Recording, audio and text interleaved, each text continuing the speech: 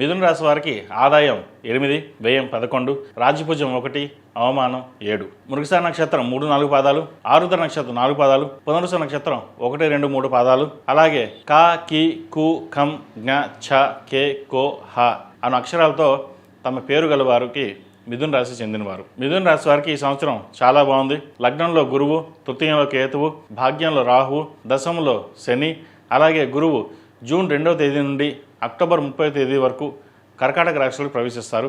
అంటే ద్వితీయ స్థానంలోకి ధనస్థానంలో ప్రవేశిస్తారు.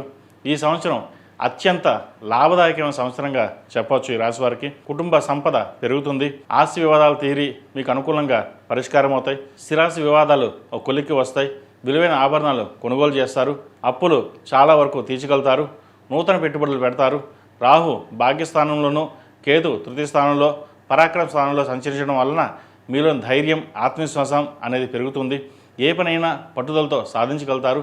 దూర ప్రాంత ప్రయాణాలు, తీర్థయాత్రలు, దైవ దర్శనాలు ఎక్కువగా చేస్తారు.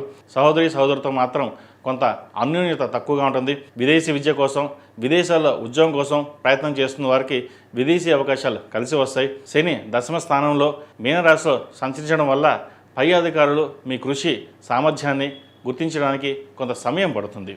గురువు జన్మరాశి నుండి ద్వితీయ స్థానంలో ఎప్పుడైతే అడుగు పెడతారో వృత్తి వ్యాపారాల పరంగా ఎంత ఒత్తిడి ఉన్నప్పటికీ ఆదాయ మార్గాలకి లోటు ఉండదు. ఖర్చులు అదుపులో ఉంటాయి.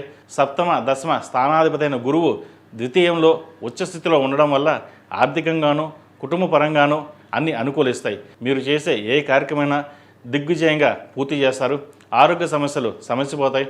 డిసెంబర్ 5వ తేదీ నుండి రాహు భాగ్యం నుండి అష్టమంలోకి, కేతువు తృతీయ నుండి ద్వితీయంలోకి మారడం వల్ల ఆకస్మిక ధనలాభం కానీ, ఊహించిన పెద్ద మొత్తంలో ధనం రావడం, సంఘంలో గౌరవ మర్యాదలు, దూర ప్రాంత ప్రయాణాలు కలిసి రావడం, మీ శ్రమకు తగిన ఫలితం, గుర్తింపు తప్పకుండా లభిస్తుంది. కుటుంబంలోనే శుభకార్యాలు చేస్తారు. ఉద్యోగంలో ప్రాధాన్యత పెరుగుతుంది.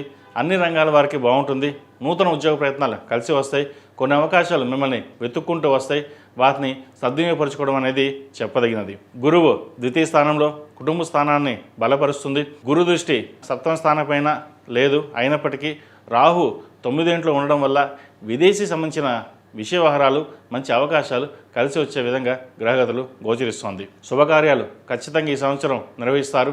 వృత్తిపరమైనటువంటి విద్యలో, పోటీ పరీక్షలో, ఇంటర్వ్యూలో విజయం సాధిస్తారు. విద్యార్థులకు కాలం అనుకూలంగా ఉంటుంది. వైవాహిక సంబంధమైన విషయాలు చూసుకున్నట్లయితే మిథున రాశి వారికి ఒక ప్రతికూలమైన అంశం అని చెప్పవచ్చు.